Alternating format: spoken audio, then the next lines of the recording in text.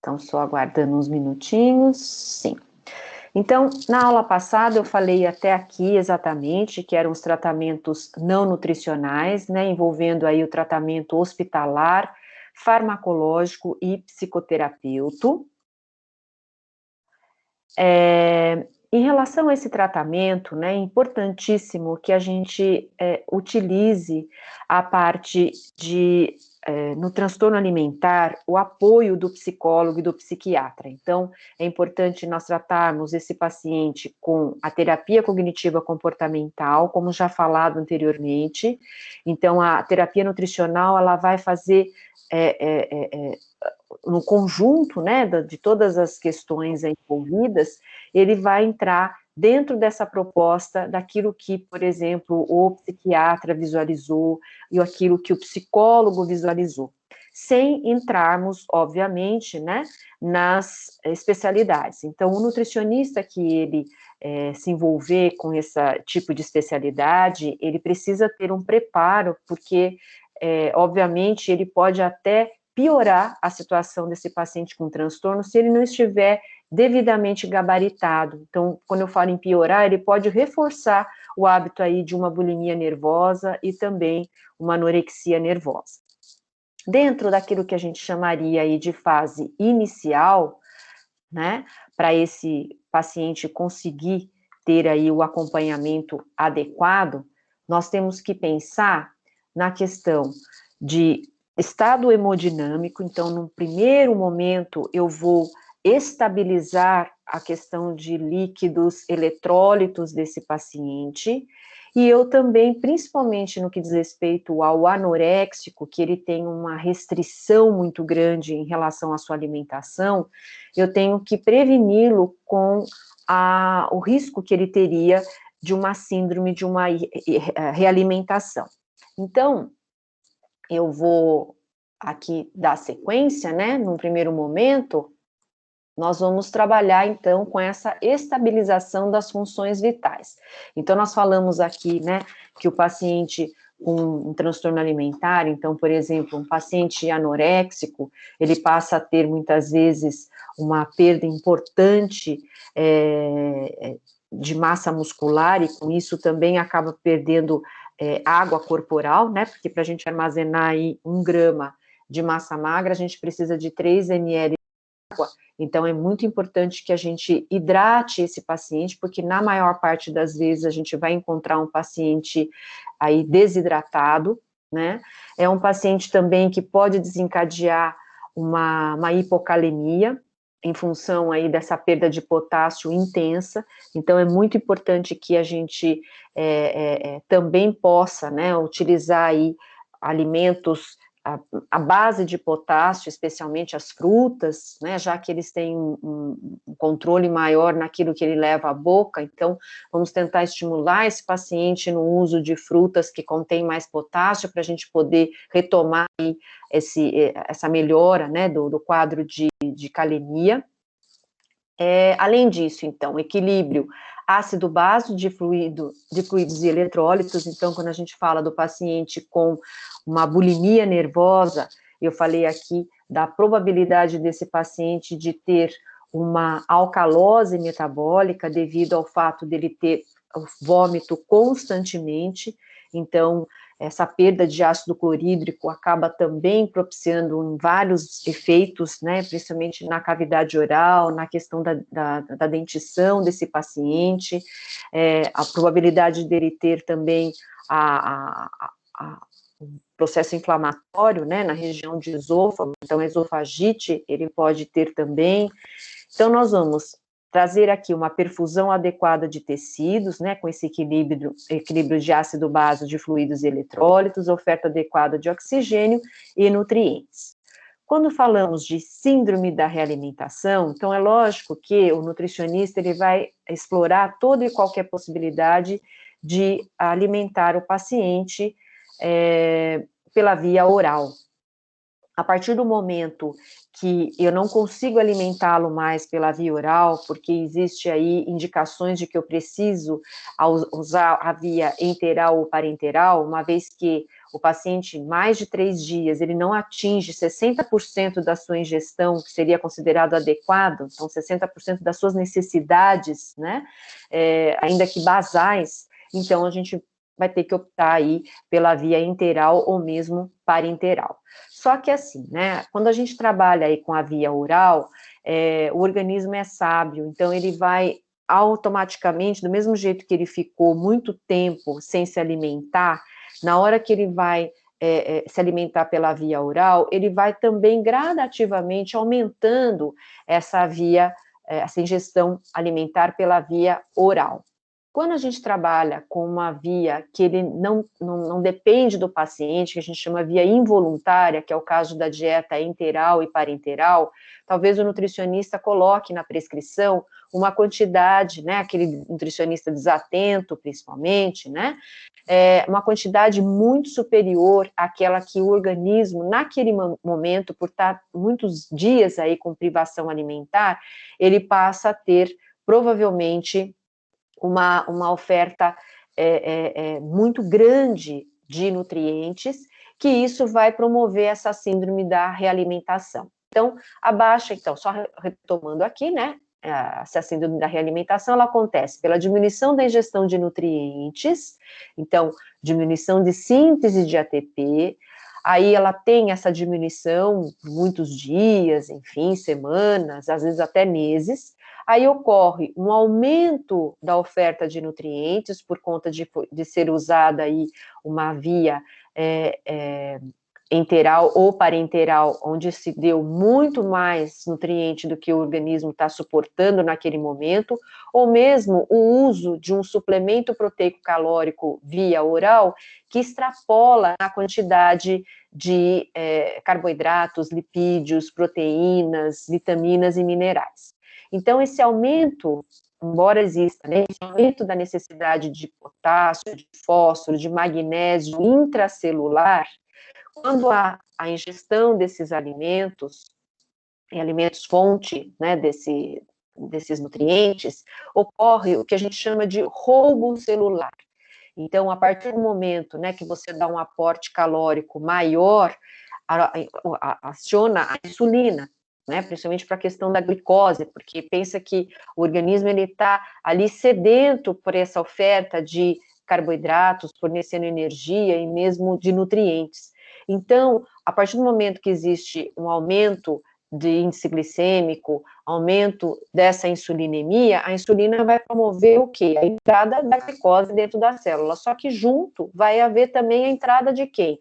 De potássio, de fósforo e de magnésio. Então, quando a gente chama de roubo celular, é porque, na verdade, né, tá tudo dentro conseguiu entrar dentro da célula para tentar nutrir esse paciente. Então, aí a proposta é que a gente entre com a alimentação de forma gradativa para que não ocorra esse tipo de comprometimento, né? Porque aí acaba gerando um efeito deletério, porque no extracelular, o que vai acontecer? Baixa quantidade de potássio, de fósforo, de magnésio no plasma. E aí ocorrem, então, esses distúrbios eletrolíticos, alterações cardíacas, neuromusculares, neurológicas, respiratórias e até a presença de edema, né? Então, a gente tem que pensar, mesmo no momento em que eu quero alimentar o meu paciente, sempre um ponto de referência é o quanto que ele está conseguindo comer hoje. Ah, ele está comendo 500 calorias, ele está comendo, sei lá, 800 calorias, então nós vamos aumentar gradativamente para que não ocorra exatamente uma síndrome da realimentação, tá? Bom,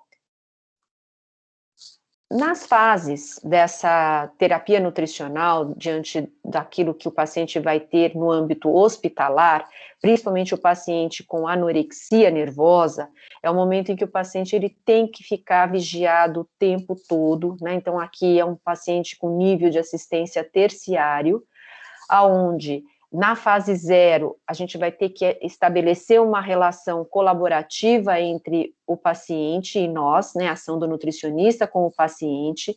Então, na maioria das vezes, seria importante que o paciente que realmente queira melhorar esse estado geral dele, em face de todos esses acometimentos que ele está passando, e aí nós vamos, então, começar esse tratamento lá nesse âmbito hospitalar.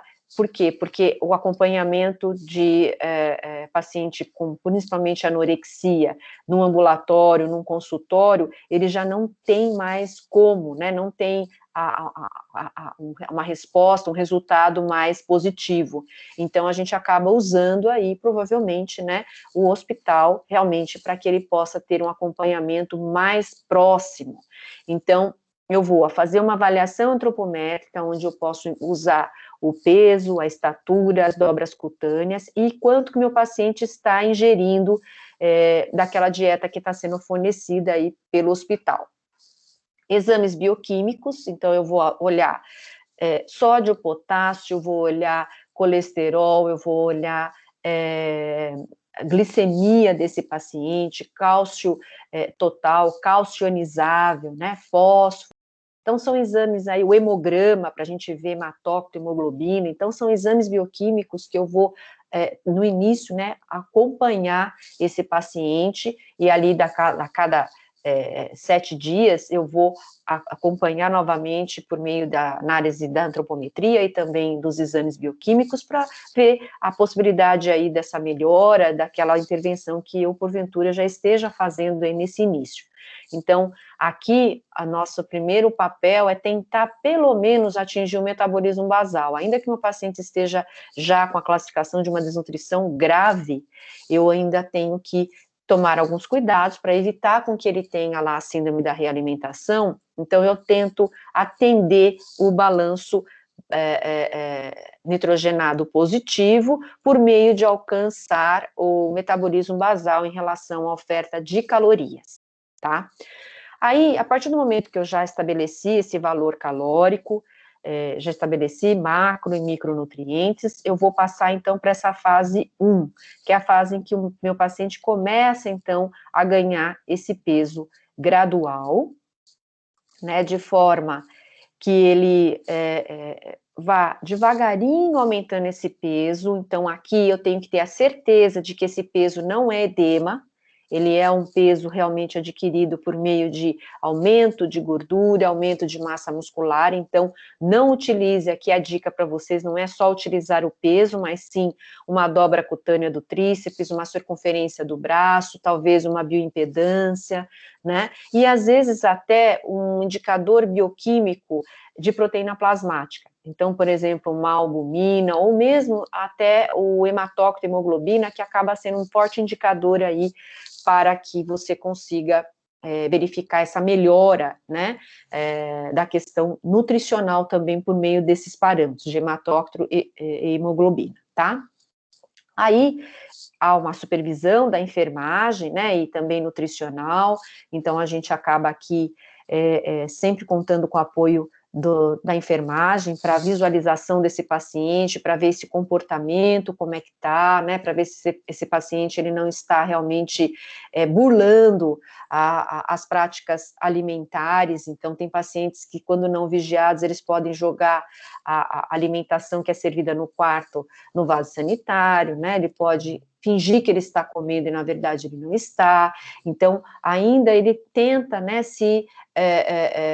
de certa forma, né, se autoflagelar, continua ainda com comportamento alimentar. Então, por isso a necessidade aí de uma vigilância constante. Tanto é que um paciente que é internado para tratar um transtorno alimentar, ele precisa de ter, né, continuar com o tratamento multiprofissional, e ele precisa de entrar num processo de conscientização, né, senão ele mesmo acaba continuando com o mesmo processo, né, o mesmo tipo de comportamento, ele não consegue melhorar, né, não consegue sair desse quadro aí grave para ele ter chegado até aqui, tá? Então, aqui, uma dos nossos objetivos também é alcançar 85% desse peso mínimo, né, no IMC mínimo, então é uma forma aí de a gente ter como um protocolo para poder passar para outras fases, então, esse ganho de peso gradual e chegando aí próximo do IMC mínimo que seja. Então, vamos supor, se ele tem um IMC de 13, de 14, vamos ver se ele consegue passar para um IMC de 15, né, e assim sucessivamente. Então, volto a falar, cuidado para não interpretar aquele peso ganho, tem que ter certeza se realmente não é edema esse peso ganho, tá? Bom, na fase 2, na fase 2, eu já, provavelmente, para ele passar para uma fase 2, ele já alcançou 100% do peso-alvo. Então, aí nós vamos avaliar melhor as distorções cognitivas. Então, como é que está esse comportamento desse paciente? Ele já está encarando melhor essa alimentação que chega no quarto? Ele está conseguindo comer quanto dessa bandeja, né? Como que está em relação ao humor desse paciente? Então, acompanhado, obviamente, junto com o psicólogo e muitas vezes com o psiquiatra, enfim, né? Tentando aí visualizar as possibilidades para que ele não tenha recaídas, porque aí ele volta, né, àquela estaca zero, volta a ter aí uma perda importante. Então, acompanhar mesmo de forma que ele retrate para você que ele está melhor, ele está entendendo o processo ali no qual ele está passando. Na fase 3, já é o momento em que nós vamos manter o peso-alvo. Então, se ele conseguir manter o peso-alvo, aquele peso que ainda seja de IMC mínimo, durante 2 semanas, ele já vai para a parte, chegando para a parte final, né, que seria a fase 4, aonde seria o tratamento, a fase final do tratamento hospitalar, que vai envolver aí algumas técnicas, né, que possam realmente trazer para aqueles profissionais que estão tratando esse paciente, que o paciente ele tem condições de voltar a fazer um tratamento no âmbito ambulatorial ou no consultório. Então, neste momento do acompanhamento hospitalar, o paciente, ele pode estar inserido em oficinas culinárias, onde ele mesmo prepara o próprio cardápio. Então, pensando, né, numa proposta aí de intervenção no âmbito hospitalar, o ideal seria que esse paciente ele fosse internado num local que tenha esse tipo de preparo para ele. Não dá para ser num hospital geral, né? Então, até para a gente poder saber que realmente, ter a certeza que ele pode caminhar sozinho, pode acompanhar, pode voltar a ser acompanhado pelo ambulatório, pelo consultório, então é muito importante, né, que ele realmente mostre para esses profissionais que o acompanham que ele está bem. Então, é uma forma, a gente inserir ele numa oficina culinária, onde ele prepara o seu próprio cardápio, para ver a relação dele com a alimentação, né, como é que ele faz o porcionamento, como é que ele faz, por exemplo, em situações de risco. Então, você pode colocar algumas dinâmicas onde o paciente pode sentir uma situação de risco. Então, por exemplo, numa festa, numa reunião com os amigos, por exemplo, almoçando e jantando com um familiar, né? Então, a gente pode colocar uma situação para ele que tem ali aquele familiar que muitas vezes pode potencializar esse hábito de transtorno. Então, a gente coloca ele em situações que ele possa mostrar para a gente que realmente ele está bem, que ele consegue se autocuidar sem ter esse apoio, sem ter ainda essa acompanhamento mais a miúde aí por parte desses profissionais. E aí ele passa para a fase 5, né, que é onde ele tem aí a alta hospitalar e ele passa a ser acompanhado novamente pelo ambulatório, pelo consultório. Tá? Bom, dentro das etapas no ambulatório, a primeira coisa é como será o método de trabalho. Então, no primeiro momento, né, não adianta você trabalhar com um paciente de forma que você não considere o transtorno alimentar que ele traz. Então, aqui não vai ser uma dieta engessada, né? Aqui não vai ser uma dieta onde vai ter, muitas vezes, quantidades para ele trabalhar. Nós vamos trabalhar com aquilo que o paciente traz por meio de um preenchimento, de uma ferramenta que nos ajuda muito, que é o registro alimentar. Então, a partir do registro alimentar, é que nós vamos inserir macronutrientes, no primeiro momento, importantes, que estão faltando ali, estão desequilibrando aquele cardápio, que pode, muitas vezes, potencializar aí nessa perda intensa de massa de gordura, massa muscular, e nós vamos promover aqui um esclarecimento do que é realmente aquele nutriente, o que ele faz efetivamente no nosso organismo. Né? Então, aqui é um método puramente de educação alimentar, então, num primeiro momento, talvez a gente não trabalhe com dieta fechada, né, dieta onde tenha quantidades, e nós vamos trabalhar com aquilo que o paciente fornece para nós. Então, tanto numa anorexia quanto numa bulimia nervosa. Pensando nisso, né, o que é cada transtorno? Né? Acho que é importante o profissional saber, por meio desse diagnóstico que vai vir lá do psiquiatra, do psicólogo, é uma anorexia de caráter bulímico ou é uma anorexia restritiva?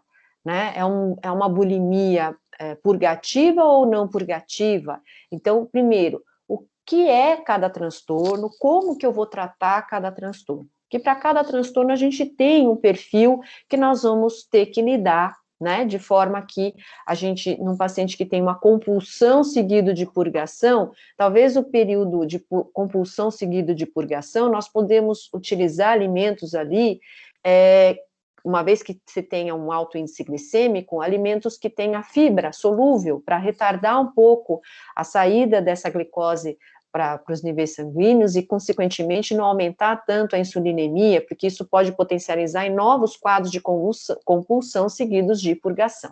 Então, é muito importante que a gente possa aí conhecer o transtorno, por isso que eu falo, o nutricionista que quiser, que gosta dessa área de psicologia, né, ele pode se especializar nisso para poder tratar esse paciente. Não dá você uma especialidade de clínica somente, né, tentar fazer aí uma programação alimentar. Você tem que ter um conhecimento daquilo que realmente você está fazendo, né, porque a gente vai tratá-lo de uma forma totalmente diferente do que a gente trata até o obeso, o paciente com, por exemplo, uma patologia específica. Aqui é diferente, é tratar comportamento alimentar, tá?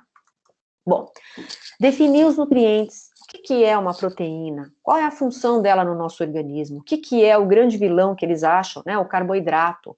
Então, muitos vêm já com uma proposta de uma dieta low carb, porque eles acham que o carboidrato é o grande vilão dessa história toda, é o que vai formar muita massa de gordura corporal.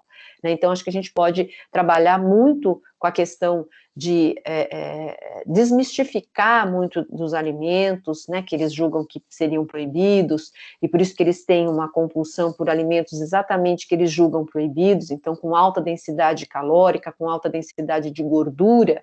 Então, vamos começando aqui desmistificar o que seria aí cada nutriente e qual a função dele no nosso organismo. O que mais? Importância de todos os nutrientes, né, mostrando para ele que cada um fazendo a sua função, a gente consegue ter uma dieta equilibrada que vai propor para ele uma saúde desse organismo, né, vai propor para ele algo que seja de uma longevidade, vai prevenir com que ele não tenha, por exemplo, vamos pensar aí numa infertilidade, né? Então, muitas vezes, eu costumo falar aqui para vocês, que a gente visualiza na prática, né? Os pacientes, eles acabam muitas vezes não suportando mais aquele transtorno alimentar em função das consequências desse transtorno. Né? Então, essa característica mesmo de fraqueza, essa característica dos efeitos colaterais, então, por exemplo, né, a imunidade muito baixa, muitas vezes a vontade de fazer as coisas, mas ele não consegue por conta dessa depressão de nutrientes que o organismo tem, né, os quadros de anemia, que é muito comum, né, então o paciente ele passa a ter desidratação, então essa fraqueza, tudo isso, às vezes ele não consegue fazer o mínimo necessário, né, então é importante a gente colocar para ele todos os nutrientes, o que faz cada um, e aí pensando nas consequências que cada transtorno pode trazer, às vezes por uma ou outra consequência, ele pode se ater à vontade de realmente praticar uma alimentação mais adequada por um profissional que é gabaritado, que vai ali ajudar ele a sair dessa situação, né? Então, isso é muito importante. Muitas vezes, né, a questão que eu falo de utilizarmos o tratamento cognitivo-comportamental é usar a experiência, né, desses profissionais, então, em conduzir o paciente para aquele momento de frustração, para uma situação mais, digamos assim, acolhedora, que não seja recorrer à alimentação. Né? Então, o que ele gosta de fazer nas horas de lazer? Então, às vezes, naquele momento de frustração, que ele recorre a uma compulsão seguido de purgação, ou muitas vezes ele restringe o hábito de se alimentar, então o que a gente pode fazer para ele minimizar um pouco essa ansiedade, essa angústia, né? E aí, quando ele pratica aquilo que ele não gostaria, mas ele se acaba pelo tipo de transtorno, ele não consegue sair daquela situação, então muitas vezes é o momento em que ele procura, né, esse profissional, porque ele achava que ele conseguia dominar tudo, e ele não está conseguindo, e ele está ficando cada vez mais enfraquecido, ele está ficando mais debilitado, né, e no caso aí dos pacientes com a bulimia nervosa, eles chegam a praticar 20 vezes o hábito de comer e purgar, e forçar o vômito com tanta frequência dessa forma, ele pode, muitas vezes, não ter mais o controle do vômito. Então, às vezes, o fato dele contrair o abdômen, ele já vomita, né? Então, isso socialmente também acaba ficando mais complicado para ele. E aí, a hora que ele vai buscar esse socorro, né, esse acompanhamento, para que ele consiga, então, sair dessa, enfim, né, vai contar aí com esse papel aí de cada um dos profissionais dentro dessa equipe multiprofissional. Eu posso usar o guia alimentar, então posso usar a pirâmide alimentar, né, de repente por meio daquele recordatório de 24 horas, ou mesmo um registro alimentar que o meu paciente traga, né, normalmente a gente faz o acompanhamento ambulatorial semanalmente, eu posso usar uma pirâmide alimentar, eu posso usar o MyPlate para falar para ele um pouco desse equilíbrio, de o que é uma dieta equilibrada, né, porque muitas vezes eles colocam ali como sendo profundo conhecedores da alimentação, principalmente no que diz respeito a calorias, e aí, né, só que não é assim, né, ele não tem realmente todo esse conhecimento, ele julga que ele sabe cozinhar, ele julga que ele realmente sabe muito da alimentação, só que não é, ele não está sabendo o que está acontecendo com ele e como ele deve sair dessa, quais são os atalhos aí para ele conseguir sair dessa situação. Tá? Então, vamos aproveitar esse conhecimento que ele traz, mas de uma forma a desmistificar aquilo que está errado, né? Colocar para ele que existe a necessidade da inserção de alguns alimentos, de alguns nutrientes que são importantes para a melhora desse quadro, muitas vezes que ele vem com a queixa, né? Por exemplo, uma jovem com amenorreia, o que é isso? Provavelmente é essa intensa perda de gordura corporal. Então, vamos tentar inserir aí alimentos que possam trazer um pouco mais de valor calórico para que ela retome a menstruação, né? Então, é muito importante que a gente consiga ir devagar, mas ir já construindo esses conceitos mais adequados, né? Mostrando as consequências, enfim, de forma cautelosa, de forma que ele se sinta seguro. Não adianta querer enganar o paciente, olha, eu estou dando essa dieta aqui, mas não se preocupe, você não vai engordar. Não é assim, né? Acho que a gente tem que trabalhar as consequências. Olha, essa perda intensa de peso, isso vai afetar, muitas vezes, a menstruação, vai afetar a fertilidade, né? Vai alterar exames bioquímicos, você não vai se sentir bem, você tem uma vida aí pela frente, todo mundo tem o seu lado bonito, né? Então, acho que a gente pode enaltecer essa beleza desses pacientes com transtornos, que muitas vezes o fato deles desencadearem um transtorno alimentar pode estar ligado também a uma baixa autoestima, baixa autoestima, uma carência, por exemplo, de alguma forma, né? Ou porque está trabalhando com a imagem corporal, alguém falou uma palavra que acabou ele interpretando de forma inadequada, e aí deflagrou o quadro de transtorno. Então, a gente precisa saber um pouquinho onde é que está o fio da meada aí, né? Para que a gente possa realmente cuidar desse paciente, não enganar, não tentar burlar, né? Ele tem que se sentir seguro, você tem que ser um profissional mais do que transparente, que todas aquelas práticas são para ele melhorar, você está ao lado dele, não contra ele, né? Bom, em relação a fontes e importância de vitaminas e minerais, então depois que você já falou da parte de macronutrientes, nós vamos trabalhar aí com vitaminas e minerais, né, mostrando a importância das fibras, que muitas vezes eles têm uma alta ingestão de fibra. Fibra é bom? É ótimo. Só que é um paradoxo. Se começa a comer uma quantidade enorme de fibras, o que, que vai acontecer? Ele pode interferir na absorção de minerais, então de cálcio, de ferro, de cobre, né? E aí, muitas vezes, trazendo outros comprometimentos aí para o organismo. Então, vamos traçar com ele, né, essa quantidade de fibra que deve ser utilizada por dia, inclusive nesse paciente com compulsão alimentar, e ato de compulsão, ele utilizar uma fibra solúvel é bem-vinda, né? Como que ele pode fazer essa inserção? E aí trabalhar também a melhora desse intestino. Então, tem alguns pacientes com anorexia que eles apresentam pela baixa alimentação, pelo baixo consumo alimentar, ele pode ter constipação, né? Enquanto que o paciente bulímico, ele pode já ter, de tanto ter usado os laxantes, né, forçando aí uma situação que não é fisiológica pelo uso de laxante, ele pode ter perdido muitas vezes a microbiota, né, ficar também muito mais vulnerável a processos infecciosos, né, então vamos melhorar essa microbiota, né, vamos melhorar a regularidade nessa evacuação, né, enfim, acho que todos esses conceitos têm que ser colocados aí para o paciente. Em falar em conceitos, né, o que é fome? Né, colocar para o paciente diferença de fome e de apetite, porque eles muitas vezes já tamponaram isso, eles passam por cima das sensações, eles não conseguem muitas vezes identificar o que é uma fome, de uma sede, de um apetite. Então, fome é uma necessidade fisiológica, apetite nós somos mais seletivos, né, apetite nós temos vontades especiais, né, de querer comer aquele doce, aquele prato, muitas vezes que tem a ver com até uma história da infância, então aquele comfort food, muitas vezes.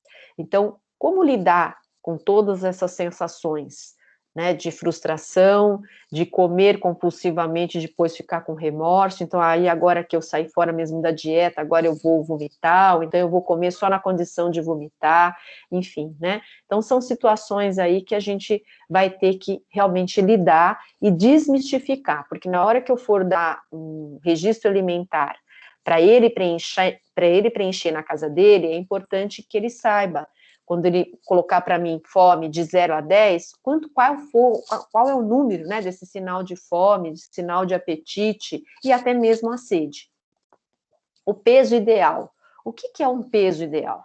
É aquele que eu vejo numa tabela, por exemplo, a tabela Metropolitan Life, que é o mínimo de peso que eu poderia ter para se manter saudável, ou não. O peso ideal é aquele que vai ficar bem em termos de composição corporal, porque tem pessoas que têm a ossatura larga, tem pessoas que têm a ossatura média, tem gente que tem a ossatura pequena. Então, a partir do momento que eu tenho uma compleição, eu vou estabelecer um peso ideal, né? Então, esse peso ideal não é aquele de tabela. Nós temos aí algumas referências de pontos de corte, né? A própria OMS aí de 18,5 a 24,99, mas para esse nosso paciente, o que vai ser um peso ideal para ele? Aquele que vai trazer saúde, aquele que vai trazer os exames laboratoriais normais, enfim, né? Então, isso é importante também falar para ele, que cada pessoa é uma pessoa, tem uma compleição física. Então, isso é importante. Ele tem uma beleza que é muitas vezes diferente daquela que ele quer idealizar, porque ele viu uma atriz, uma modelo, enfim, né, uma bailarina.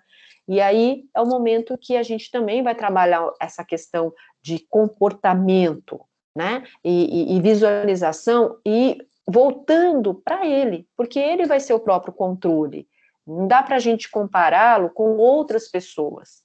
Ele é único. Ali, ele vai ser o ator principal, né? Então, é o momento em que você vai realmente colocar para ele que ele ali tem um atendimento personalizado. Tudo que você está falando é para ele, né? Então, é muito importante que esse paciente ele entenda todas essas concepções aí. Planejamento de cardápios, então, o planejamento de um cardápio, então, a partir do momento que eu já coloquei para ele todas as características do que seria ideal, eu vou planejar um cardápio com ele, mas junto com ele, né? Então, olha, aqui nesse registro alimentar que você colocou para mim, está faltando um determinado nutriente. Que tal a gente colocar uma bolacha no café da manhã que ele consome, por exemplo, só um copo de leite? Vamos colocar um carboidrato para tentar equilibrar, né? Porque depois que você já explicou para ele, fez toda essa educação alimentar aí, então você, olha, você vai tentar comer uma bolachinha, tá? E aí tá dentro dessa característica para a gente chegar no que seria ideal para você, enfim, e devagar ir inserindo aí os alimentos necessários. Alimentos light, vale a pena? Né? Porque muitas vezes eles se voltam para quê? Para a compra de diet light, né? Porque julga que isso é que é importante na vida dele. Então, o que é um alimento light? Né? Como que a gente pode tornar uma refeição light, né, sem recorrer a esses alimentos que são diets. Então, acho que também vale a pena aí a gente incrementar. Como comer fora, em festas. Então, muitas vezes, aquele paciente bulímico, no momento da festa, ele se opõe a comer, não quer comer nada. E aí, o que ele faz? Ele chega em casa e come compulsivamente, sozinho, né? Só que vai seguir o quê? A purgação. Vai seguir com a purgação. O anoréxico, muitas vezes, disfarça no momento da festa, né? Ele tenta, olha, pega, né, um salgado, enfim, que for servido na festa, só que ele tenta burlar essa ingestão, né? Então, ele joga fora, ele faz algo que ele não consegue uma relação boa com a alimentação. A alimentação o amedronta, muitas vezes, não, eu não posso comer isso, eu não posso, ele tem paura, né, porque ele acha que aquilo vai engordá-lo. Então, essa relação, então, quando você estiver tratando esse paciente, acho que é interessante você colocar situações que ele mostre para você essa relação, né, em festa, em ocasiões de família, em que ele possa ter aí o comportamento alimentar inadequado. Então, aquele paciente que ele não acostuma fazer as refeições com a família, né, é algo que chama muita atenção. Então, o que o paciente está comendo? Então, a participação da família, ela é importante, desde que ela não interfira no tratamento. Então, isso também é muito importante frisar, né, porque às vezes você construiu com o seu paciente toda uma trajetória e a família quebra todo o esquema. Né? Por quê? Por causa da ansiedade de querer, lógico, no melhor das intenções, melhorar aquele estado o mais rápido possível, mas acaba mais atrapalhando do que melhorando a situação, reforçando ainda mais, como eu falei, o hábito de transtorno, tá? O que mais? Como fazer lista de compras? Né? Então, aquele paciente bulímico, alguns se preparam para o quadro de compulsão seguido de purgação. Então, eu acho que a partir do momento que ele tem uma lista de compras, ele tem uma facilidade de comprar aquilo que realmente é necessário para ele ter uma alimentação equilibrada. Então, você vai junto com ele, olha, nós vamos montar uma lista de compras para você sempre ter em casa algo que é necessário para você. Porque se ele vai para o supermercado sem uma lista de compras e ele está intencionado em fazer uma compulsão, praticar uma compulsão, ele vai comprar tudo aquilo que, obviamente, ele acha que é proibido, né, em grandes quantidades, ele vai praticar esse vómito também, né, na sequência, compulsão seguido de purgação. Técnicas de manutenção e hábitos saudáveis. O que seria essa técnica de manutenção e hábitos saudáveis?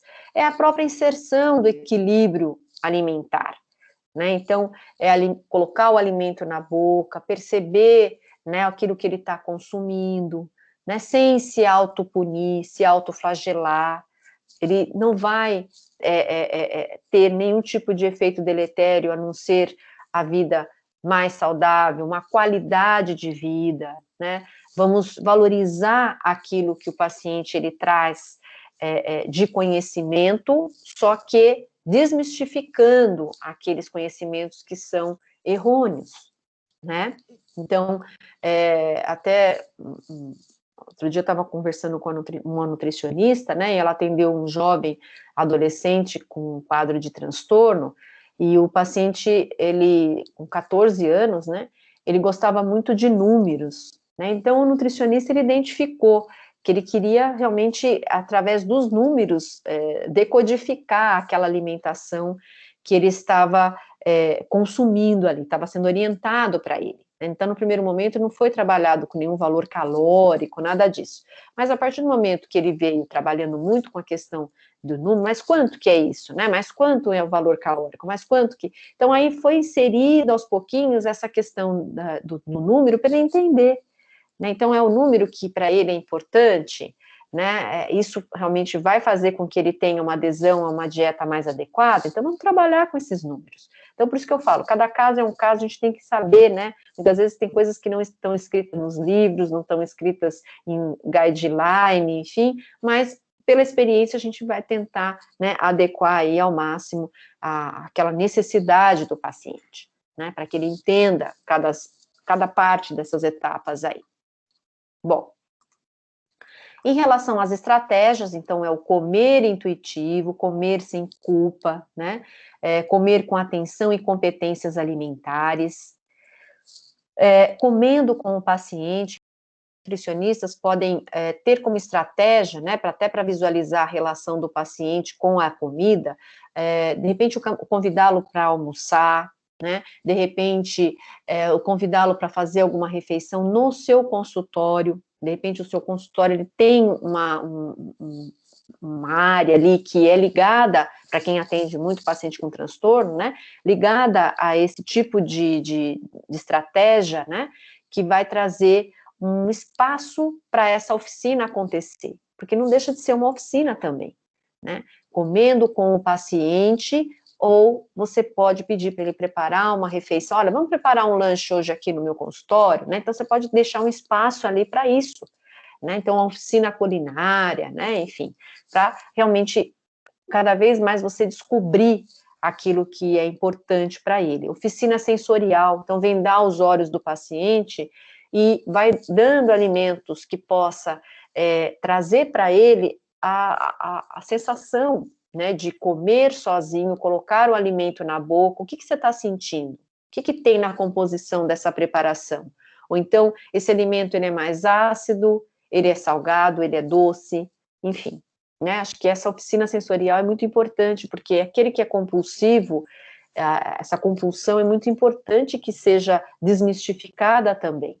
Então, a oficina sensorial, né, saber o que é amargo, doce, salgado, ácido, né, é muito importante.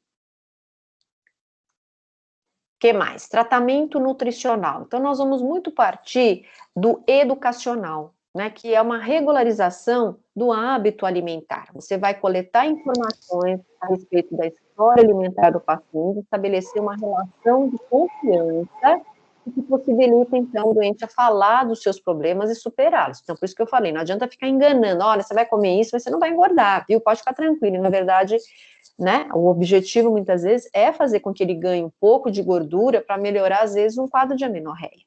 Então, é importante nós colocarmos o conhecimento nutricional.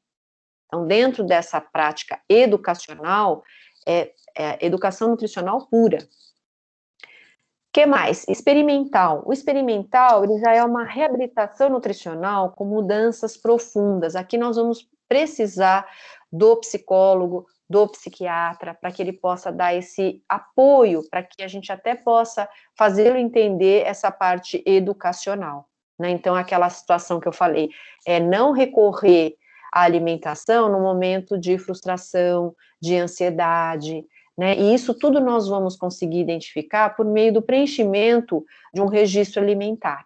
né, que eu vou mostrar daqui a pouquinho os modelinhos que a gente tem para essa prática profissional, tá?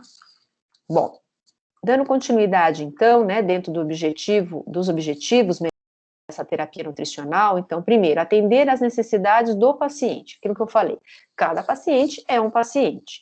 Recuperar o seu estado nutricional. Meu paciente, ele está como? Qual é o IMC dele? Será que meu paciente, toda vez que ele vai no meu consultório, eu preciso pesar o meu paciente? Já não dá para eu saber como é que está esse comportamento alimentar por aquilo que ele fala naquele momento da consulta, né? Eu acompanhando a evolução dele por meio de um WhatsApp, por meio, por exemplo, dessa consulta semanal, eu já posso começar a ter os resgates aí daquilo que ele está conseguindo fazer e daquilo que ele ainda não conseguiu fazer. E isso tudo, lógico, né, contribuir para a melhora clínica. Então, dentro das características, desenvolver programas de tratamento individualizados, onde o nutricionista tem o papel de ajudar o paciente a alcançar e manter o peso saudável e a melhorar o seu estado psicológico e emocional. Então, aqui é indispensável, né, o acompanhamento clínico e nutricional. Então, nós vamos ter que realmente, mais uma vez aí, né, contar com o psiquiatra e muitas vezes com o psicólogo. Em relação, então, a... Deixa eu ver se tem alguma informação no chat, não. Para anorexia nervosa, então nós vamos... Professora, eu tenho uma pergunta. Oi, pode falar. Desculpa, eu Tá estava esperando. É o Gustavo. Ah, Gustavo, pode falar, Gustavo. A senhora estava falando ali antes nos transtornos alimentares sobre a inserção de alimentos light, diets, só que eu não entendi direito o que a senhora falou. Se a senhora puder repetir, por favor. Claro. Obrigado. Então, assim, muitos pacientes, né, com transtorno, eles acham que eles têm que ter nessa lista de compra alimentos diets e lights, né? Então, eu acho que uma forma da gente começar também a quebrar essa ansiedade, né, essa questão de, eu preciso utilizar o diet light, porque senão eu não vou ter uma alimentação adequada. É nós colocarmos o que é um alimento diet, né? Para quem que serve um alimento diet? Um alimento light, o que é? Então, já que ele está buscando uma alimentação saudável e ele diet, o light é o que vai ter redução de calorias, redução de sacarose, redução de gordura, ele pode, muitas vezes, contar com a nossa ajuda para montar uma refeição que seja mais adequada em relação à quantidade. Adequado, mas que não precise desses produtos. Exatamente. Entendi. Tudo bem, obrigado. Porque, na verdade, eles acham que fazendo isso é o que vai dar o resultado para eles. É uma solução eficiente, né? Certo. Entendi. Tá bom. Tudo bem, muito obrigado, professora. Nada, imagina. Vamos interrompendo aí, viu, gente? Bom, em relação a esse cálculo, né, de calorias aí, nós temos normalmente, né, como uma prévia, uma quantidade calórica que seria ideal. A gente pode até fazer esse cálculo, né, não necessariamente mostrar para o nosso paciente, como eu falei no primeiro momento, principalmente do cardápio, nós podemos ter um cálculo e saber qual seria o mínimo de valor calórico para atender o metabolismo basal do meu paciente, mas não necessariamente você vai expor isso para o paciente. Porque, como eu falei, nós não vamos trabalhar com dieta engessada, fechada. Nós vamos trabalhar, muitas vezes, em cima daquilo que ele traz para nós e nós vamos fazendo as inserções para chegar naquele cálculo que eu tenho de metabolismo basal, tá? Cálculo de calorias para atingir esse metabolismo basal. Então, aqui seria o mínimo, né, de calorias, aí pensando em torno de 1.200 a 1.400 calorias. Os macronutrientes, normalmente ela é normolipídica, incluindo, lógico, ácidos graxos essenciais, normoproteica, dependendo, né, se meu paciente ele tem já uma perda importante de massa muscular, destacada até por um sinal físico, então aquela proeminência óssea, que é comum, né, eu posso, aquele anorexo com IMC, por exemplo, de 13, 14, enfim, então nós vamos realmente trabalhar com uma quantidade um pouco maior de proteínas. Se não, eu vou poder trabalhar perfeitamente com uma normoproteica. E normoglicídica, incluindo aqui as fibras quando se tratar de alimentos de alto índice glicêmico, e aí eu uso a fibra solúvel. De micronutrientes, eu vou talvez entrar com uma suplementação de vitaminas e minerais, aí eu vou usar a DRI, RDA, né, porque a gente acaba usando muito DRI, RDA para atender aquelas quantidades mínimas de micronutrientes, e elevar o consumo de cálcio, principalmente se você tem aí uma jovem já com amenorreia, né, já com sinais de osteopenia, osteoporose.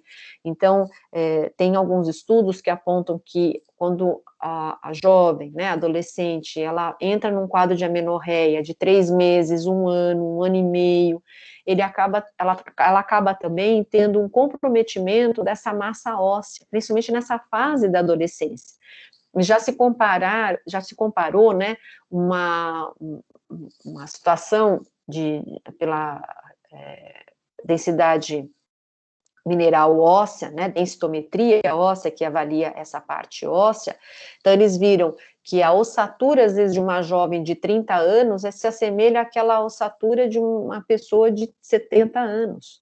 Então, o que aconteceu? No passado, ficou muitos meses sem menstruar, isso acabou comprometendo aí estrógeno, progesterona, né, então isso também a gente sabe que contribui para a formação de massa óssea, e aí quando chega nos 30 anos, realmente já tem comprometido essa massa óssea. Então, a gente também tem que acompanhar, por isso que eu falo, né, quando forem avaliar exames bioquímicos, cálcio total, cálcio ionizável, de repente até pedir mesmo uma densitometria óssea para a gente ver como é que tá, né, para a gente poder melhor conduzir aí a situação. O fracionamento acaba sendo de 5 a 6 refeições por dia, incluindo lanches entre as refeições principais, né, então, isso tudo pautado, é lógico, né, naquilo que o paciente traz para a gente. Para os bulímicos e aqueles comedores compulsivos, interromper os episódios de ingestão compulsiva, de que forma? Com essa minimização de alto índice glicêmico. E aí, nós vamos evitar com que ele tenha maior liberação de cortisol, maior liberação de ansiedade, né, que acaba muitas vezes deflagrando esse quadro de compulsão seguido de purgação. Adequar as calorias conforme o estado nutricional e antropométricos, né, então aqui, como eu falei, não preciso toda vez que o meu paciente vem ao meu consultório, se ele vem toda semana, pesar o paciente, mas é importante que eu consiga ter algum tipo de indicador que me sinalize que esse paciente está realmente melhorando esse estado nutricional. Manter a ingestão normal de macronutrientes e micro, atendendo aí RDA ou DRI, né, e também, o que seria aí bastante importante para nós, seria essa reeducação alimentar de comportamentos inadequados, como a indução de vômitos. Então, é sempre bom falar das consequências, né? O que faz um laxante? Né? Ele pode, no futuro, trazer, por exemplo, um tumor de cólon. Então, você não está fazendo algo que é fisiológico, você está forçando o organismo. Além do que, você está mudando a microbiota. Né, você está favorecendo ali uma diminuição de absorção de nutrientes importantes.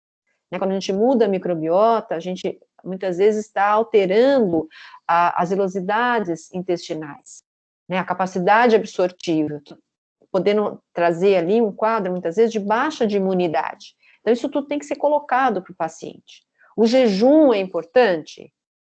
Será que é o jejum que vai recuperar o estado dele? Quais são as consequências de um jejum prolongado? Né? As dietas restritivas, o que ela pode trazer? Ela vai sempre, obviamente, trazer restrição de algum nutriente que às vezes é essencial naquela faixa etária. Né? Então, o que a gente tem normalmente, né? Em termos de faixa etária?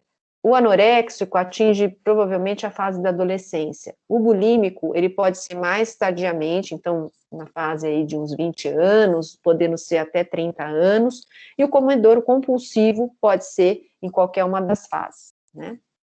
Então, todas essas práticas que a gente está falando aqui, elas são para ver quais são as estratégias que você vai usar, né, dentro dessa proposta de melhora desse comportamento alimentar.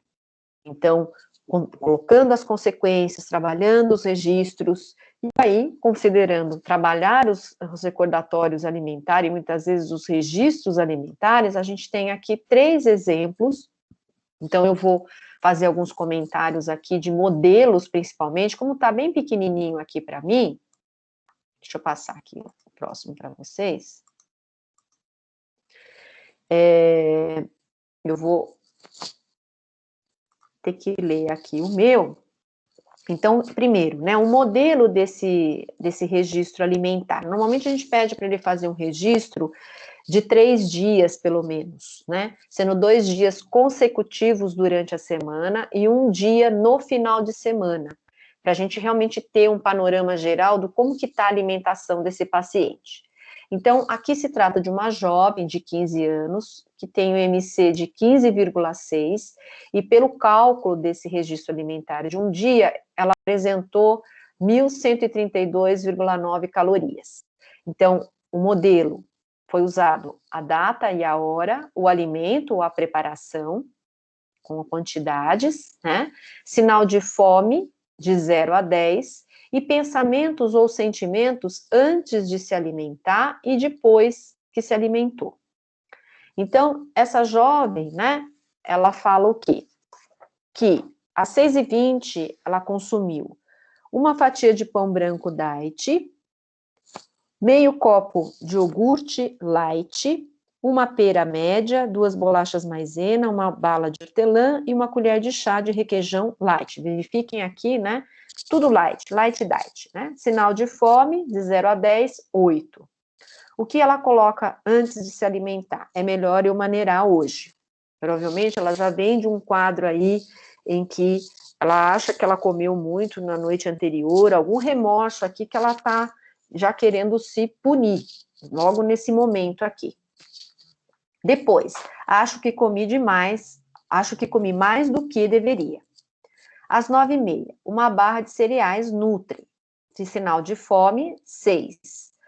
Antes de comer, é melhor comer isso agora para a fome não me distrair na prova. Então, provavelmente ela já deve ter passado por um momento em que ela estava fazendo prova e que a fome não deixou ela ficar atenta às respostas, né? Então, provavelmente ela já deve ter tido ali uma experiência, então ela está tentando minimizar essa sensação de distração no momento da prova. E aí, depois que comeu, droga, odeio comer isso. Então, aqui, quando você, como profissional, pega uma ferramenta como essa, então, por que você comeu? Por que você acha que comer isso seria melhor do que comer, por exemplo, uma fruta ou comer um outro tipo de alimento que pudesse até contribuir com essa fonte energética, já que você está preocupado em não distrair na prova, né? Então, a gente pode começar a trabalhar essa educação alimentar com aquilo que ele traz nesses relatos. Às 13h30, 4 colheres de berinjela, 4 colheres de espinafre, 3 laranjas, 2 mexericas e uma xícara de chá de uva passa. Sinal de fome, 9, ela estava relativamente com fome, né? Antes de comer, tô com fome, mas é bom eu não comer muito.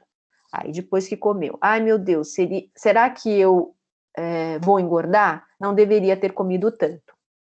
Então aqui já se punindo, né? Ela acha que ela comeu bastante, ela comeu berinjela, ela comeu espinafre, ela chupou laranja, né?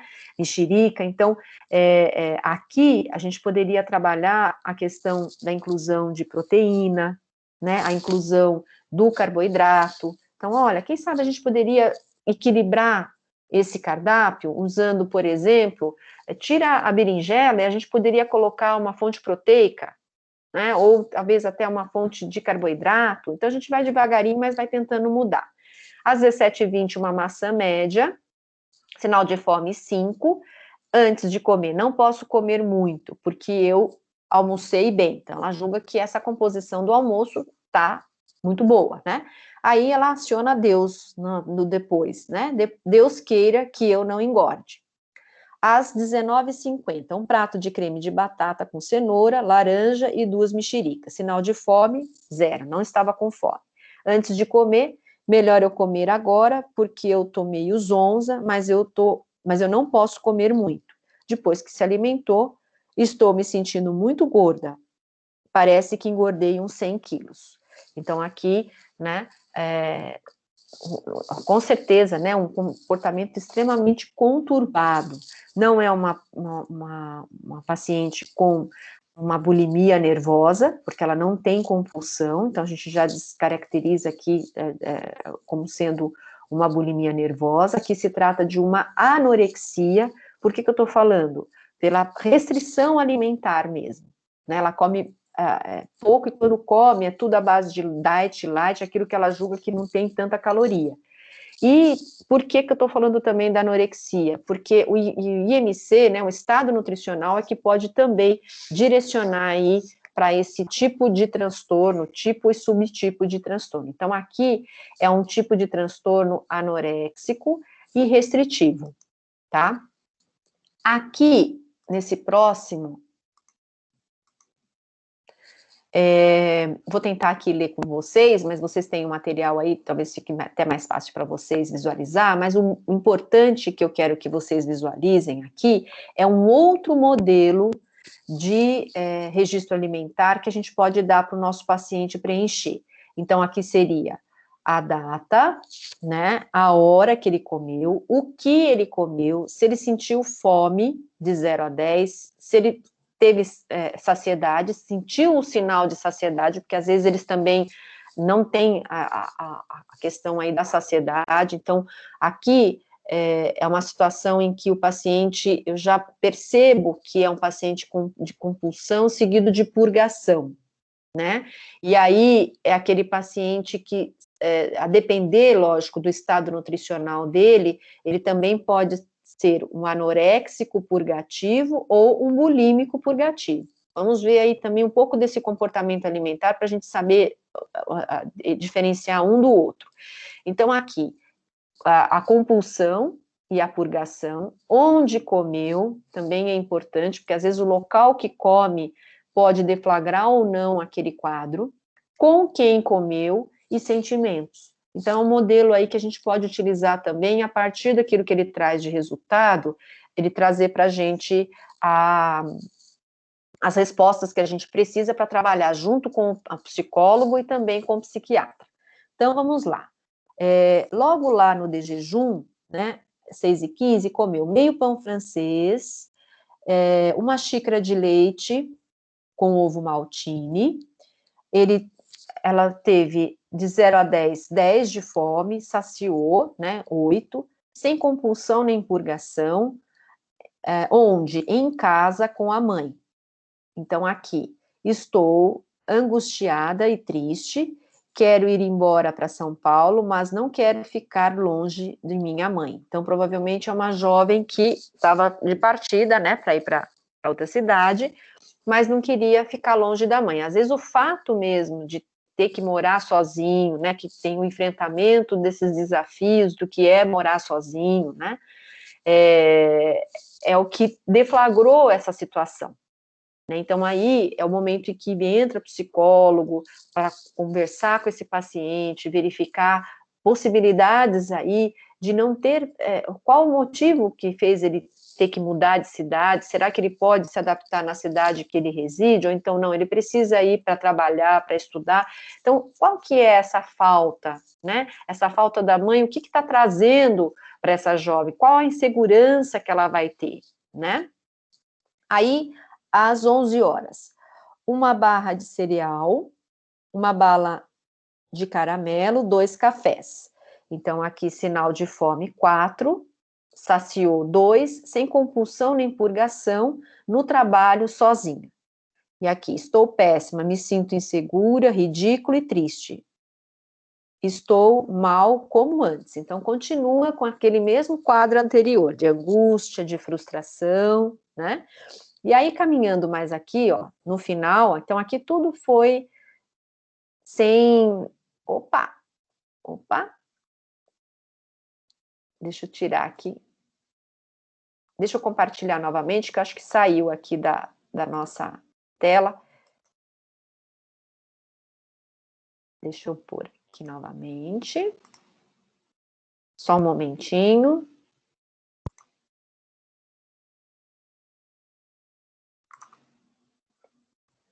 Então, né, enquanto está novamente posicionando aqui o slide, então vejam, né, aonde a gente tem aí a questão de sentimento é onde nós vamos ter que lidar, né, em qual momento que ela tem compulsão seguido de purgação. Então, nós ficamos ávidos aí para saber qual é esse momento. Algumas pessoas me perguntam, né, mas professora, será que o paciente ele vai realmente relatar aquilo que efetivamente está acontecendo com ele?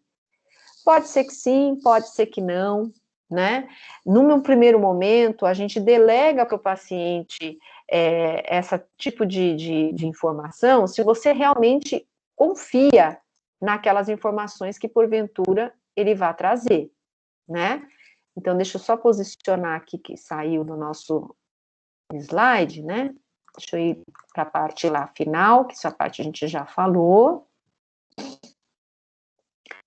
Então, eu vou precisar realmente ter a certeza, né, que ele vai conseguir responder para mim, porque, paralelamente a isso, eu também posso fazer no meu consultório, o ambulatório, né, as perguntas referente a um recordatório alimentar, um questionário de frequência. Então, eu posso trabalhar exatamente com essas perguntas. Se eu não confiar naquilo que ele traz, eventualmente, eu posso realmente aí, aqui, ó, não delegar para ele.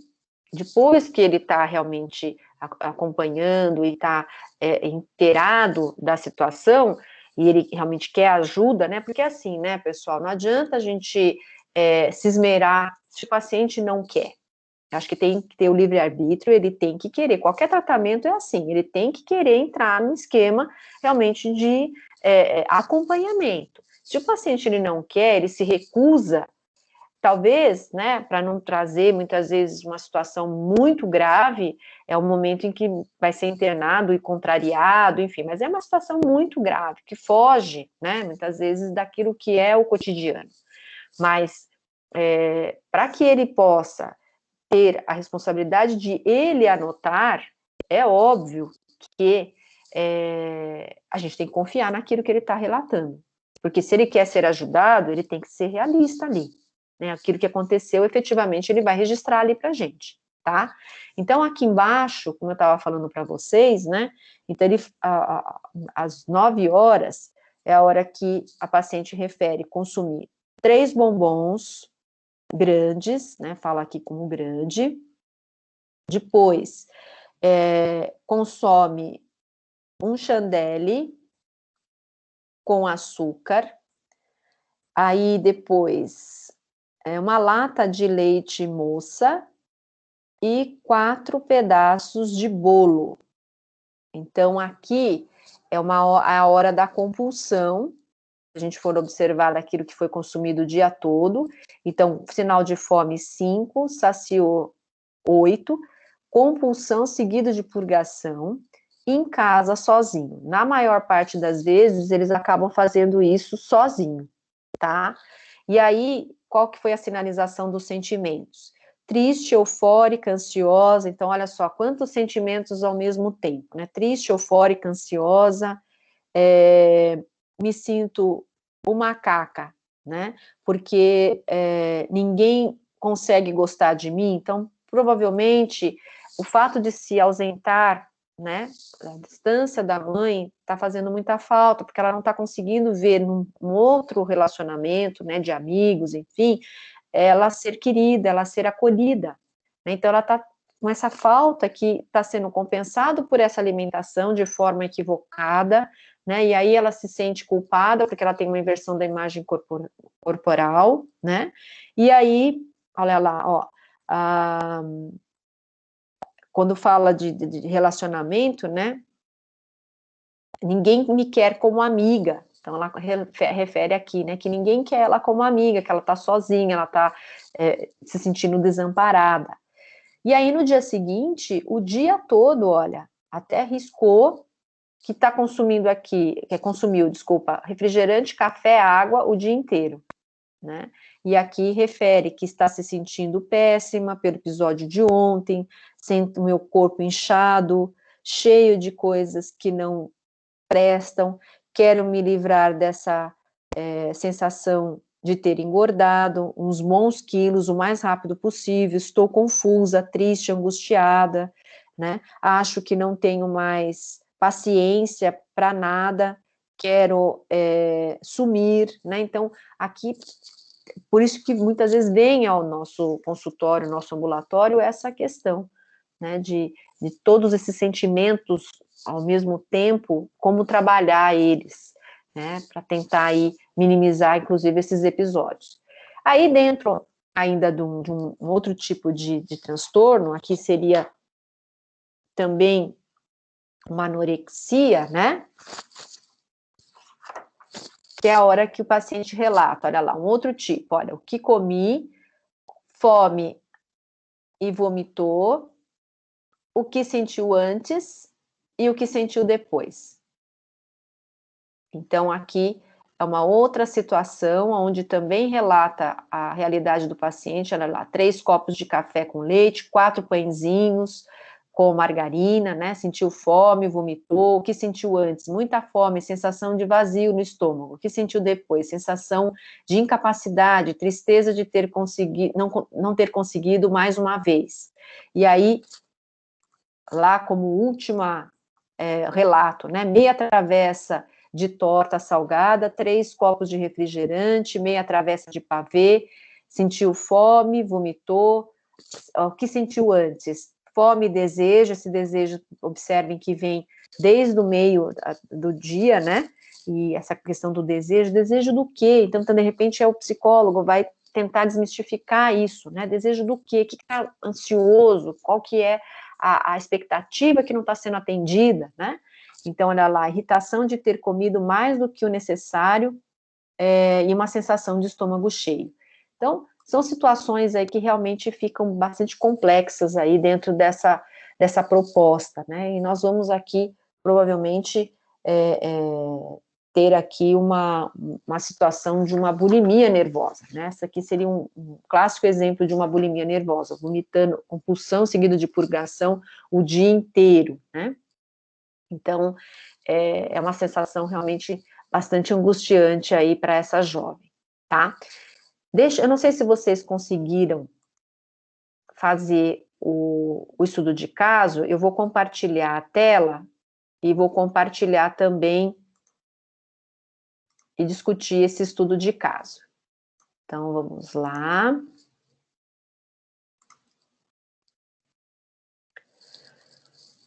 Tudo bem até aqui? Querem perguntar alguma coisa?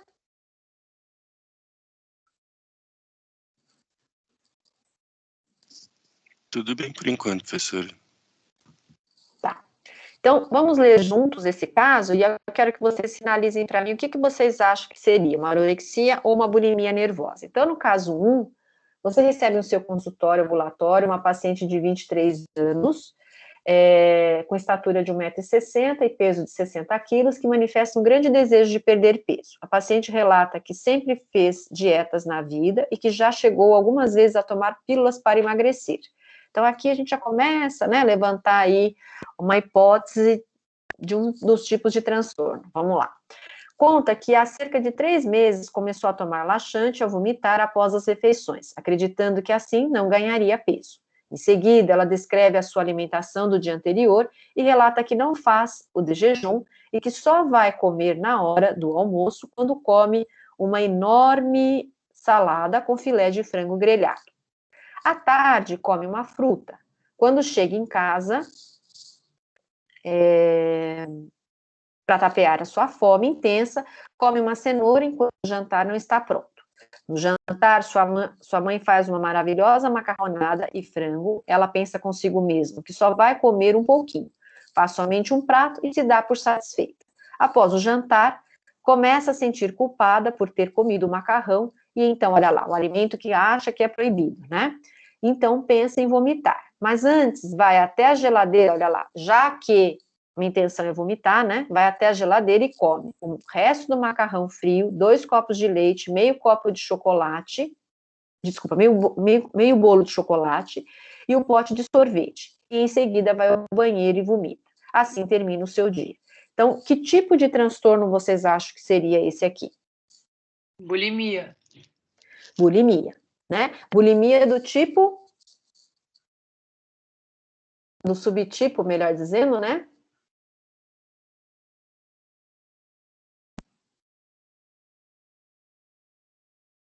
Lembram dos subtipos, pessoal?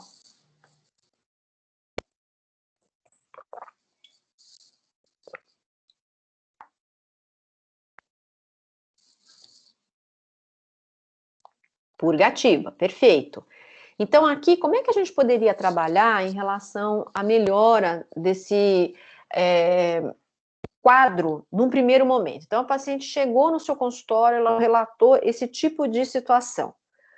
Primeiro, tem sinais aqui que a gente pode melhorar. Olha lá, o fato de não fazer o de jejum também propicia períodos maiores em jejum. Isso pode trazer para ela, muitas vezes, o quadro de uma redução de taxa de glicose, né? E aí, quando come, o organismo ele passa a ter uma absorção muito maior, né? Além disso, o fato também da gente fracionar a refeição, a gente pode fracionar equilibrando, lógico, com alimentos de alto índice glicêmico e a fibra solúvel, para que ele não propicie numa insulinemia com quadros de tal compulsão. Outra dica, o fato dela achar que a macarronada, se sentir culpada por uma macarronada, significa que ela está achando que a macarronada é um alimento proibido. Então, por isso que ela vai lá na cozinha, come o restante da macarronada, e já que, né, aí entra num processo aí de, já que comeu errado, na concepção dela, e começa a comer tudo que ela julga que seja errado. Então, comer, então, na condição de que ela poderia purgar, né? Então, aqui, vamos desmistificar. O macarrão, ele não é proibido, assim como o bolo também não é, assim como o pote de sorvete também não é. Então, acho que, primeiro, a inclusão do de jejum seria importante, né, explicando por quê. Além disso, que não existe alimentos proibidos, a gente pode pensar na questão, olha lá, quando chega em casa para tapear sua fome intensa, ela está com fome. Por quê? Porque está faltando substrato energético. No horário do almoço, ela comeu a salada com filé de frango. Então, a gente vai mudando isso. Olha, você não vai ter tanta fome assim, né? Agora nós vamos equilibrar o seu cardápio de forma a ter a inserção de alimentos mais saudáveis, né? No sentido de quantidades melhores. Ainda que você julgue que esse alimento não seja tão saudável, mas você pode consumi-los numa quantidade mais adequada, né? E até porque controlar mais esses episódios aí de compulsão seguidos de purgação, né? Então, alguma dúvida aqui no primeiro caso? Alguma sugestão?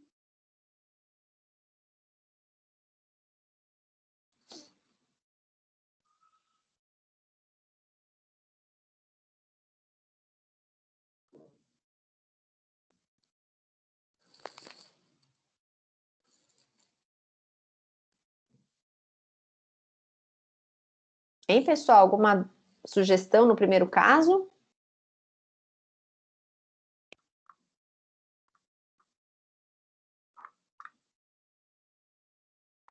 Não, professor. Tá. No caso 2, então, você recebe em seu consultório ambulatório uma paciente de 16 anos, né, com 1,59 m e peso de 42,8, acompanhada da mãe. A mãe relata que a filha está muito magra, que não consegue ganhar peso e que não quer comer.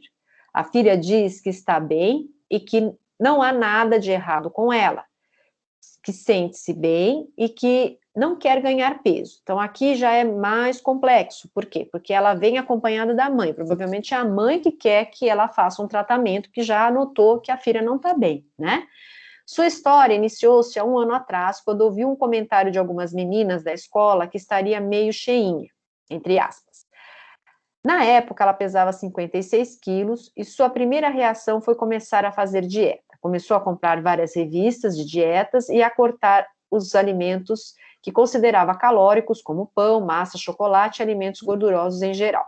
decorava as tabelas de calorias das revistas e fez algumas dietas milagrosas. Então, aqui, só fazendo um comentário, né, normalmente os anoréxicos, eles são extremamente perfeccionistas, né, são profundos conhecedores da alimentação, especialmente sabem preparar muito bem as refeições, fazem preparações muito gostosas, mas sequer experimenta. Esse é bem o comportamento aí de jovem anoréxico. Mas, mesmo assim, não achou o suficiente e, ao invés de ir de ônibus à escola, começou a ir e voltar a pé. Na família, todos começaram a perceber a perda de peso e falavam da sua magreza. No entanto, quando ela se olhava no espelho, insistia em dizer: "Mas, mãe, olhe, minhas coxas estão enormes." Para que não notassem sua magreza, isso também é uma característica desses jovens, né, dessas jovens, começou a usar roupas largas. Então, para ninguém ficar falando, nossa, como você está perdendo peso, nossa, você está muito magra, né? Então, ela julga que usando as roupas maiores, né, as roupas mais largas, ninguém vai perceber esse estado aí de magreza. A mãe começou a perceber uma certa irritabilidade, tristeza e desânimo da filha. Ela relata que a filha já não saía mais com as amigas e que ficava no quarto lendo revistas sobre a dieta e anotando receitas. Isso também é muito comum entre elas, né? Ao chegar na consulta, a paciente relata que já não menstrua há cerca de 4 meses, descreve que a alimentação do dia anterior foi 1 copo de leite no de jejum, salada de alface, abobrinha refogada sem gordura e bife na chapa no almoço, no lanche da tarde 2 maçãs e no jantar sopa de legumes e de sobremesa uma fruta. Pergunta: qual seria a sua hipótese diagnóstica de cada caso? Então, a gente já falou que é bulimia purgativa no primeiro caso, e aqui se trata de uma... O quê? Anorexia. Anorexia do subtipo?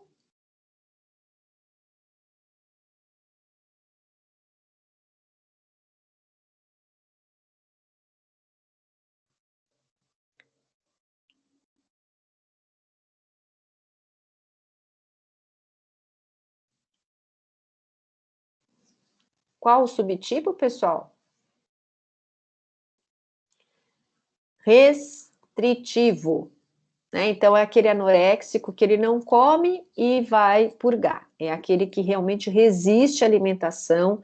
Quando consome, ele consome pouquíssimos alimentos que julga que seja mais adequados para eles, e aqui, né, dentro dessa prática, acho que a primeira coisa é esclarecer o que é ter uma amenorreia e quais as consequências dessa amenorreia. Então, nós vamos falar da questão óssea, nós podemos falar da questão da infertilidade, né? Então, aqui, os sinais que nos mostram essa baixíssima ingestão, nós vamos inserir alimentos que possam recuperar o mais rápido possível essa massa de gordura corporal para retomar aí a menstruação, né? Então, aqui, por exemplo, lá no de jejum, né, que fala de 1 copo de leite no de jejum, então, que tal, é aquilo que eu falei, né, inserir um alimento fonte de carboidrato, por exemplo, né, esse carboidrato, de repente, colocar um pouquinho de gordura, para que a gente possa melhorar esse estado de amenorreia. Depois, lá no horário do almoço, então, a abobrinha sem gordura, bife na chapa, então, a salada, né, de alface, então, aqui também o carboidrato. Então, veja, em várias refeições, o carboidrato praticamente aqui ele não existe, porque eles acham que é o alimento proibido. Então, vamos esclarecer o que é esse carboidrato, qual é a função dele no nosso organismo, e nós podemos começar essa estratégia com realmente, né, a melhora aí desse quadro de amenorreia. Então, inclusive, aqui, né, ela começa a relatar que ela cortou todos os alimentos que ela considerava calórico. Então, pão, massa, chocolate, que é muito comum entre eles. Então, vamos desmistificar isso para que a gente realmente possa ir devagarinho. No próximo episódio, por exemplo, a gente poderia pensar numa estratégia onde ela possa trazer um registro alimentar de 3 dias, e às vezes a gente pode até usar um registro alimentar de 1 semana, por exemplo. né? Porque dessa forma a gente consegue ficar mais próximo e até para esclarecimento melhor de cada situação, tá?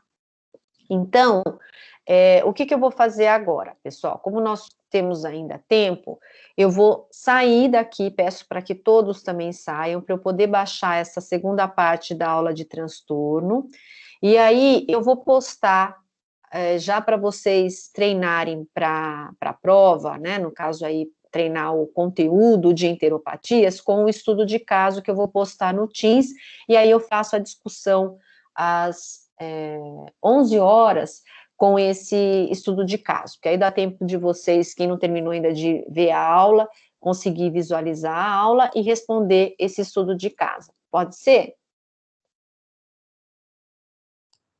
Pode. Professora, Pode, só professor. confirmar. Eu lembro que você falou que na prova final não cai todo o conteúdo, né? É só o que não caiu na processual. É isso mesmo, Bruna. O conteúdo que vai cair na prova final é a partir de diabetes, porque na prova inicial caiu diabetes, certo? Né? Então, caiu até diabetes. Então, vai ser a partir dessa aula, que seria doença de Parkinson, Alzheimer, obesidade, transtornos alimentares e a aula de enteropatias. Ah, ótimo, tá bom. Tá bom? Mas a gente volta a falar um pouquinho sobre isso. Então, às 11 horas, agora eu saio, já vou baixar esse conteúdo aí para que eu possa passar para o YouTube, e aí a gente retoma às 11 horas, então, com a discussão do estudo de caso. Combinado, professor. Tá bom, obrigada, professora. Nada, até já, então. Até já, beijo. Tchau. Beijo, tchau, tchau.